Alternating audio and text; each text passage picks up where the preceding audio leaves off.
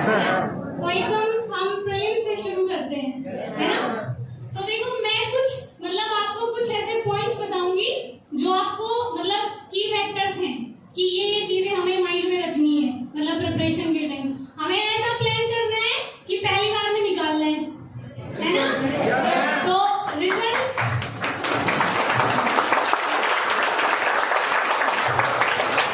मतलब रिजल्ट चाहे कुछ भी हो वो बाद में देखा जाएगा, लेकिन हमें प्लान ऐसा ही बनाना है कि पहली बार में निकालना है, ठीक है।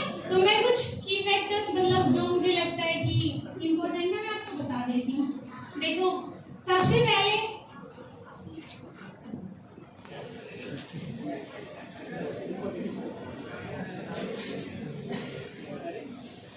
देखिए सबसे पहले सिलेबस पढ़ा होगा आप सबने।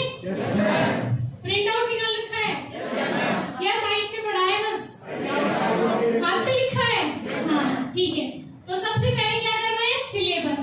मैंने सिलेबस वेबसाइट से निकाल के और अपने हाथ से लिखा था।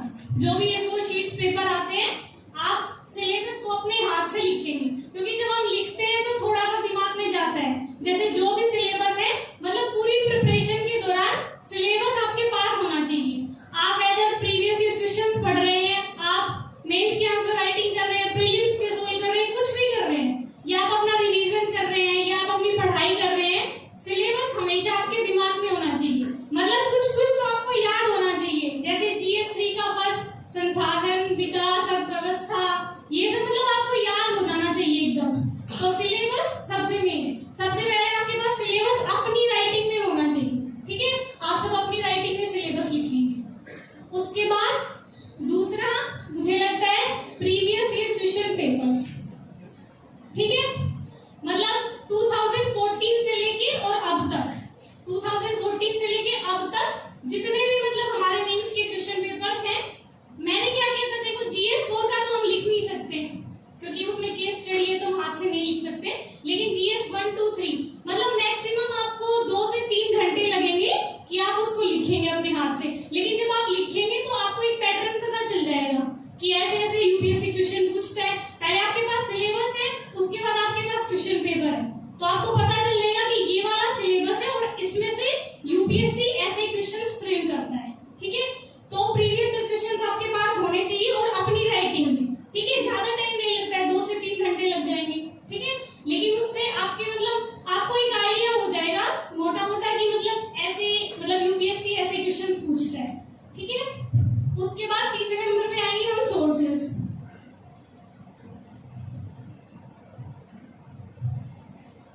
सोर्सेस देखिए मैंने कोचिंग नहीं की थी तो शायद मैं आपके मतलब कंटेंट के बारे में शायद हो सकता है मोर देन इनफ हो, तो मैं पर्सनली नहीं बता पाऊंगी कि वो कंटेंट मतलब कैसा है। लेकिन मुझे ऐसा लगता है एक बार जो आपको कंटेंट मिल गया आप उस पर स्टिक रहिए। मतलब ज्यादा रिसोर्सेज कलेक्ट करने के चक्कर में मत पड़िए, वो ही ध्यान रखना है। 1 साल में करना है ना, तो ज्यादा रिसोर्सेज पढ़ेंगे तो मुझे लगता है कि थोड़ा सा वो बिखर जाता है। फिर अपने रिसोर्सेज जितने ज्यादा हो सके कम रखिए, मतलब जितना आप कम रख सकते हैं उतना कम रखिए, क्योंकि ज्ञान मतलब ज्ञान ऐसे नहीं है कि मेरे से ज्यादा बहुत ज्यादा ज्ञानी लोग हैं यहाँ, लेकिन नहीं हो पाता है। बस हमें क्या करना है कि जो UPSC की डिमांड है उसके हिसाब से तैयारी करनी है, ठीक है। तो रिसोर्सेज ज्यादा कलेक्ट नहीं करने, थोड़े रिसोर्सेज रखने हैं, लेकिन मल्टीपल टाइम्स रिवीजन करना है। तो रिसोर्सेज आपके पास होंगे ही। मेरे रिसोर्सेज मैंने बता दिए हैं बहुत जगह, तो आप मतलब देख सकते हैं। लेकिन बस ऐसे नहीं कि ये भी ऐसा होता है कि हम देखते हैं कि सामने वाला ये पढ़ रहा है, हमने नहीं पढ़ा तो हाय क्या हो जाएगा, ठीक है। ऐसे नहीं, ठीक है। जो हमारे पास है उसी पे स्टिक रहना है और मतलब मल्टीपल टाइम्स रिवीजन करना है, ठीक है। सोर्सेस आप देख लीजिएगा, मतलब ऑनलाइन भी और ऑफलाइन भी। ऑफलाइन तो आपके पास मिलता ही होगा, यहाँ से जो भी आपके पास रिसोर्सेज है। ऑनलाइन 1-2 वेबसाइट है वो मैं आपको बता दूंगी, जैसे आप राज्यसभा देख सकते हैं। लेकिन देखिए मैं बता दूंगी बहुत सारे रिसोर्सेज, लेकिन होता नहीं है कुछ वो रिसोर्सेज मैं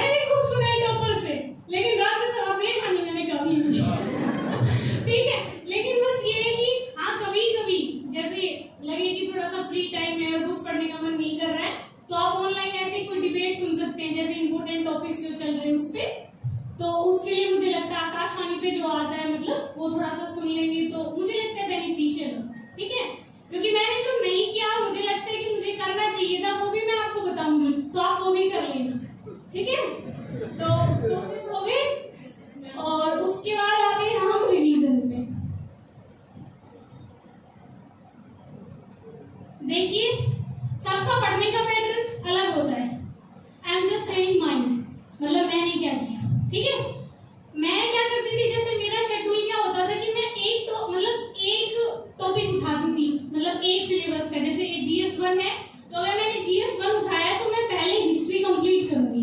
कई मतलब टॉपर्स ऐसे भी करते, कोई 2 सब्जेक्ट उठा लेते हैं, मतलब आप पॉलिटी के साथ हिस्ट्री कर रहे हैं, ज्योग्राफी कर रहे हैं, वो आपकी क्लासेस चलती रहेंगी तो आप उस हिसाब से एडजस्ट करेंगे। लेकिन मैं ऐसे ही करती थी कि एक सब्जेक्ट पढ़ती थी, ठीक है, और एक सब्जेक्ट के साथ हमारा करंट अफेयर्स भी चल रहा है, न्यूज़पेपर भी चल रहा है, फिर रिवीजन भी करना है। तो मुझे लगता है कि मैं एक सब्जेक्ट लेके चलती थी। जैसे मेरा हिस्ट्री शुरू हुआ तो जैसे NCERT शुरू की मैंने, उसके बाद जो स्टैंडर्ड बुक्स होती है वो शुरू की, उसके बाद दोबारा से रिवीजन किया।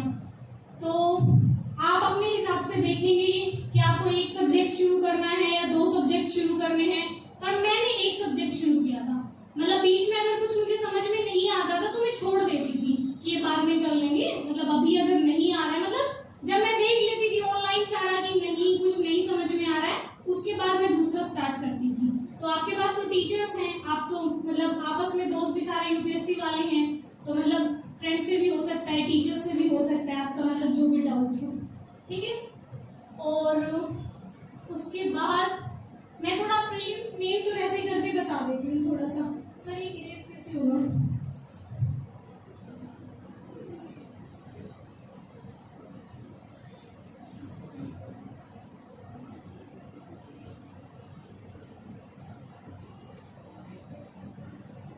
देखिए प्रीलिम्स में पता है 2 पेपर, पहला GS वाला, दूसरा ठीक है।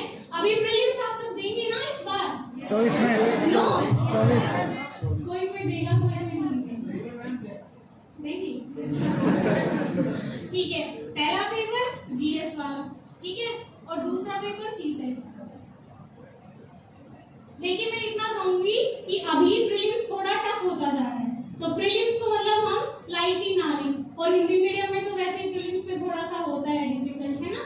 तो प्रीलिम्स को आप एकदम छोड़े ना, पूरा फोकस रखें। मेंस पे तो रखना ही है क्योंकि रैंक कोई बनाएगा, लेकिन प्रीलिम्स को हल्के में नहीं लेना, ठीक है। तो सबसे पहले मैं CSET बता देती हूँ। देखिए CSEट क्योंकि मेरा साइंस बैकग्राउंड था, मेरा मैथ्स ठीक था, मेरी इंग्लिश ठीक थी, तो शायद मैं उतना कंफर्टेबल नहीं हूँ CSET के लिए, लेकिन आपकी क्लासेस चलती होंगी तो CSET आप देख लीजिएगा। मतलब CSET में वैसे भी क्वालिफाइंग की है, लेकिन वैसे कोई हल्के में नहीं लेना है ना। बच्चों को मैंने देखा है, कई बच्चे मतलब मेरे साथ भी थे जिनका GS में 120 स्कोर हो रहा था और CSET नहीं हुआ। तो ऐसा नहीं करना है कि CSET को एकदम लाइटली ले लेना है। CSET भी पढ़ना है, लेकिन पता है ना मतलब इसी से बनता है, लिस्ट इसी से बनेगी, तो इस पे फोकस रखना है, लेकिन इसको भी साथ साथ लेके चलना है। तो CSET के लिए थोड़ा सा मैं नहीं बता पाऊंगी, लेकिन बस यही है कि मैं ऐसे करती थी CSET में कि मैक्सिमम मैथ्स वाले क्वेश्चन सोल्व करती थी। मैंने तो अपने नंबर नहीं देखे, लेकिन बच्चों ने देख लिए कि दिव्या मैम 1-2 नंबर से हुई है, 3 नंबर से हुई है, तो मतलब होना ही है, बस क्वालिफाई करना है, उसमें टॉप थोड़ी करना है। तो बस मैंने ऐसे किया था, मैक्सिमम मैंने मैथ्स वाले क्वेश्चन अटेम्प्ट किए थे, ताकि मतलब मेरे एकदम आंसर निकल गए थे, तो मुझे पता था ये ठीक ही है। तो मैं अटेम्प्ट भी ऐसे ही करके आई थी, एकदम मतलब ऐसे करके कि हाँ बस पास होना है, क्वालिफाई करना है, वही। तो CSET का आप देख लीजिएगा। मैं GS का बता देती हूँ थोड़ा सा। देखिए 100 क्वेश्चन आते हैं, ठीक है। मैक्सिमम अगर आप अच्छे से पूरी ईमानदारी से पढ़ते हैं तो मैक्सिमम 40 क्वेश्चन ऐसे मिलेंगे जो आपको लगेगा कि हाँ आते हैं, थोड़ा बहुत कुछ कर लेंगे, है ना, शायद आते हैं। लेकिन 60 क्वेश्चन ऐसे होंगे जो आप